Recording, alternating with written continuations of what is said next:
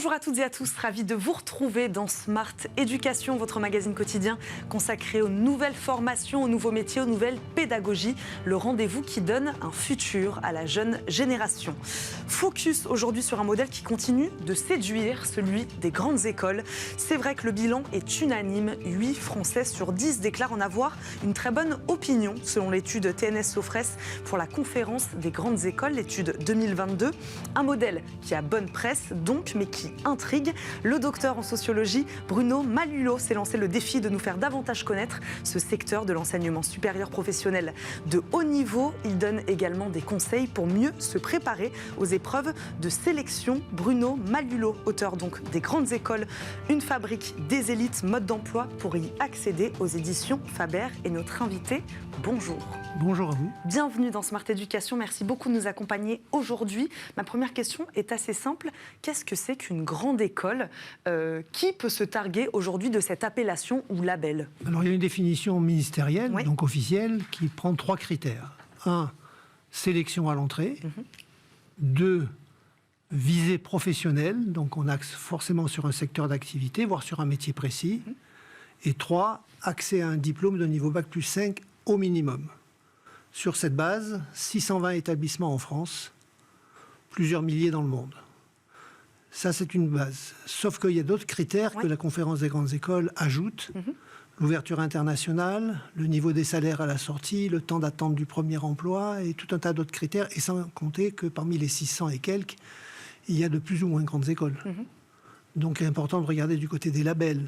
Est-ce qu'on délivre ou pas un titre officiel? Est-ce que l'État reconnaît la formation, etc., etc. Donc, c'est un univers assez complexe. Est-ce que ce modèle grande école, c'est un modèle made in France ou est-ce qu'il y a des équivalents dans d'autres pays? Alors, il y a des grandes écoles un peu partout, sauf que le nombre et le poids que ça représente par rapport à l'ensemble des places offertes aux élèves qui sortent de lycée fait sans commune mesure de la France une espèce de cas particulier. Nulle part ailleurs, on a un tel poids des grandes écoles dans l'offre de formation d'enseignement supérieur. On met beaucoup de choses, Bruno Malulot, dans ce concept d'élite aujourd'hui. Qu'entendez-vous par élite et pourquoi les grandes écoles en sont-elles la fabrique? Alors, elles en sont une fabrique. Ouais. Le titre dit bien une fabrique, parce qu'elle n'en a pas le monopole, même si c'est plus particulièrement vrai pour ce secteur de formation que pour le secteur universitaire, par exemple. Mais dans certains secteurs, il n'y a pas de grandes écoles. La médecine, chirurgien-dentiste, pharmacien, odontologue. Il n'y a pas, dans les métiers du droit, l'élite, là, forcément, sort d'ailleurs. Et cet ailleurs, c'est l'université. Donc l'éternel problème, depuis qu'elles sont nées, ces grandes écoles, et c'est essentiellement sous Napoléon qu'elles se sont développées et qu'elles ont pris de l'ampleur. Mais l'essentiel, c'est de savoir si, oui ou non, entre le monde universitaire, qui a une réputation plus discutée, et le monde des grandes écoles, il y a une complémentarité ou quelque chose de l'ordre de la confrontation. On a longtemps été sur le mode de la confrontation. Aujourd'hui, des rapprochements se font. Comment vous expliquez cette unanimité? 8 Français sur 10 déclarent en avoir une très bonne opinion. Comment vous expliquez cette réputation aujourd'hui, ce prestige des grandes écoles? C'est que, objectivement, à la sortie, ça se passe bien. Les emplois sont là. Les métiers émergents voient se créer des écoles dans les secteurs où le monde universitaire a une réactivité plus lente. Les niveaux de salaire sont en moyenne plus élevés que pour d'autres. Les carrières suivies permettent d'accéder aux postes les plus élevés dans chaque secteur professionnel en nombre important. Cela dit, ce n'est pas une garantie absolue. Il y a des ratés des grandes écoles, comme il y a de très belles réussites dans le monde universitaire. Donc je ne veux pas enfermer les gens dans l'idée que c'est forcément l'un plutôt que l'autre. C'est l'un et l'autre. Mais de facto, en proportion, si on ne veut pas accéder aux postes les plus élevés et avoir une carrière, disons, de qualité, en passant par une grande école, on a une probabilité d'y parvenir plus forte qu'en passant par d'autres filières. Mais je rebondis justement sur ce que vous dites. Vous citez dès l'introduction du livre de nombreuses personnalités qui sont effectivement passées par des grandes écoles. Leur carrière, par contre, professionnelle n'ont rien à voir entre elles. Est-ce qu'on peut devenir donc, c'est ce que vous dites, à peu près tout et faire à peu près n'importe quoi à la sortie d'une grande école? Ça, c'est le propre de la plupart des grandes écoles, c'est qu'elles se veulent très polyvalentes. Elles ne se veulent pas très spécialisées. C'est-à-dire qu'elles ne visent pas un métier. Elles visent un secteur d'activité, une posture comportementale qui fait que sur la durée de la vie active, des rebondissements, des réorientations sont plus aisés à négocier que si on est très spécialisé dès le départ. Et ça, c'est la marque grande école. Tout le monde n'est pas fait pour les grandes écoles? Alors, pour entrer dans une grande école, il y a d'abord le fait de le vouloir. Ça, pas de problème. Vous faites un sondage dans les classes terminales de lycée, la demande de la part des élèves est très très forte. Les parents n'en parlons pas. Par contre, entre le passage dans l'école et le fait de le désirer, il y a une contrainte, c'est la sélection. Et au plus l'école est réputée, au plus elle est demandée, donc au plus la barre est haute à franchir. Et donc tout le monde ne parvient pas à franchir cet obstacle qui est marqué par des exercices très académiques. Alors de plus en plus, on ouvre aussi au comportemental, ce que les Anglais appellent les soft skills, les compétences comportementales. Mais c'est assez récent. Pour s'ouvrir à davantage de profils, c'est ça? Voilà. Et puis on a compris que les grandes écoles devaient s'ouvrir à d'autres que les bacheliers purement généraux. On voit aujourd'hui des filières adaptées au profil technologique, voire au profil professionnel. Ce qui est important, c'est d'être bon là où on est. Et peu importe si c'est le meilleur des bacs dans la réputation hiérarchisée. Donc les grandes écoles se diversifient, comme d'ailleurs elles offrent de plus en plus de place à des étudiants étrangers qui veulent venir en France, comme des Français partent à l'étranger. Melting pot qui s'organise, on a un mélange des gens qui est assez fascinant et qui enrichit, moi je trouve, le profil des élèves, parce que l'ouverture internationale, par exemple, ils la vivent dès l'école. Justement, vous parliez d'un processus de sélection plutôt difficile, en tout cas pour certaines. Votre ouvrage s'appelle donc « Mode d'emploi ». Pour y accéder, quelle démarche il faut initier dès le lycée pour entrer dans une grande école? Eh bien, d'abord, il faut apprendre à savoir ce que c'est. Il y a une culture, il y a des valeurs. On n'entre pas dans une école de management si on n'est pas porteur d'un certain soutien au capitalisme. Si on est d'hyper-gauche et qu'on est devant ces écoles, quelque part, on est antinomique. Donc, autant le savoir à l'avance. On peut être un bon élève avec un profil adapté à la réussite scolaire, mais avoir des valeurs différentes de celles du milieu dans lequel on veut rentrer. L'inverse existe aussi. Faire de la communication, s'occuper des autres, avoir la démarche environnementale, ça se prépare en amont. Est-ce que j'ai cette fibre ou pas? Et la vérité est au fond de chacun. Moi, ce que je dis, c'est que l'orientation, pour qu'elle soit construite, il faut bien sûr connaître les itinéraires de formation, en particulier celui des grandes écoles, mais pas uniquement. Il faut toujours un plan B, on ne sait jamais. Il faut aussi avoir une idée du métier qu'on veut exercer, mais il faut aussi se connaître soi-même.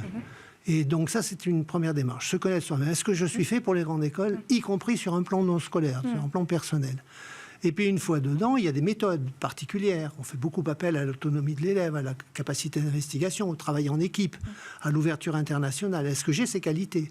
Il y a des contraintes scolaires quand même. Si je veux rentrer dans une école d'ingénieur et porter vers une carrière de ce type, il me faut des compétences scientifiques, des compétences mathématiques.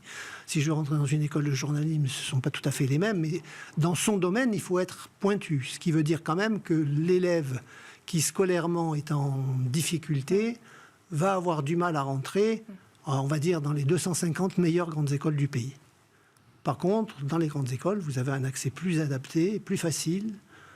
Certains disent un peu bradé pour certaines écoles. Mais le vrai problème à ce moment-là... Parce qu'il y a différentes portes d'entrée, juste pour rebondir sur ce que vous dites, à différents moments de la vie d'ailleurs. On peut y rentrer post-bac, mais on peut y rentrer après. On peut y rentrer l'année du bac, on peut y rentrer après une prépa, on peut y rentrer après un BTS, on peut y rentrer après un bachelor, on peut y rentrer après une licence.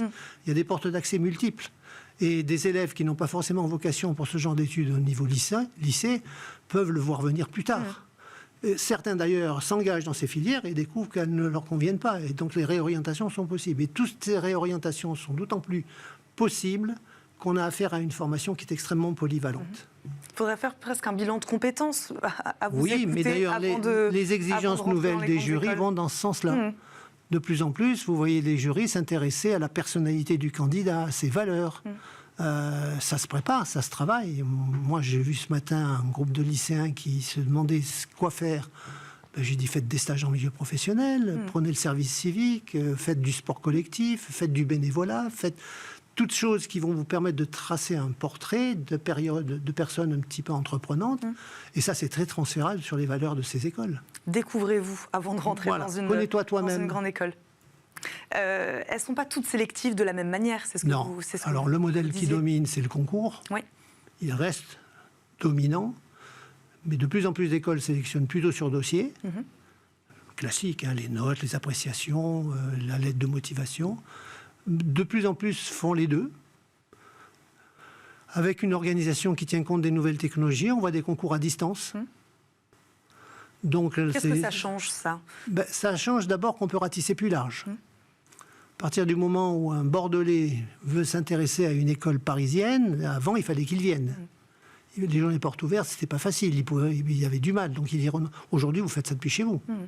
Donc ça change le terrain de dragage. Ce qui change aussi, c'est que ça force en amont à s'initier aux nouvelles technologies. Et donc ce sont des démarches que l'on acquiert par la pratique et pas uniquement de façon scolaire et qui pourront être restituées non seulement dans le cadre des études que l'on fera dans les écoles, mais aussi à l'université, et surtout dans la vie professionnelle. De plus en plus, on acquiert des compétences transversales qui se font en amont. Qu'est-ce qui fait que les grandes écoles sont encore aujourd'hui un passage obligé pour certaines familles? Vous parliez des parents tout à l'heure. On a l'impression qu'il y a, il y a l'enfant, il y a l'élève, et puis aussi les parents derrière qui mettent un peu la pression.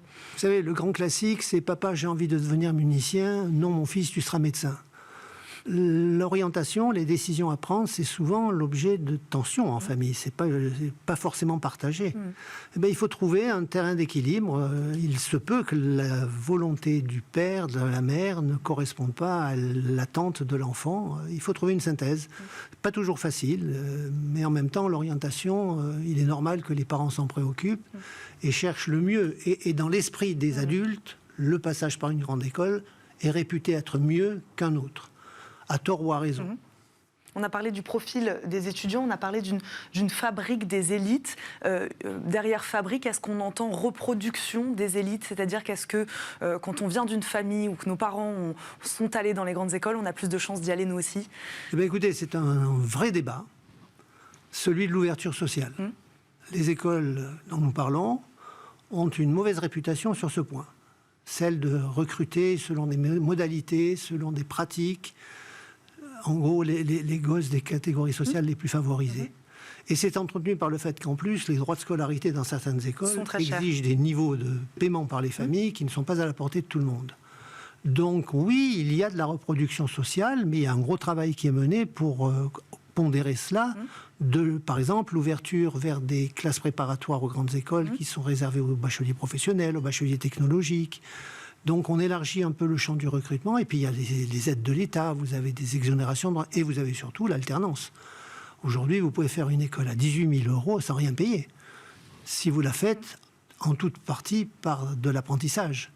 Et tout ça réuni fait quand même qu'on a compensé largement les problèmes. Mais on n'a pas supprimé le problème pour autant, il est toujours là. On ne l'a pas supprimé, mais on avance, en tout cas, on avance, sur ce problème d'ouverture sociale.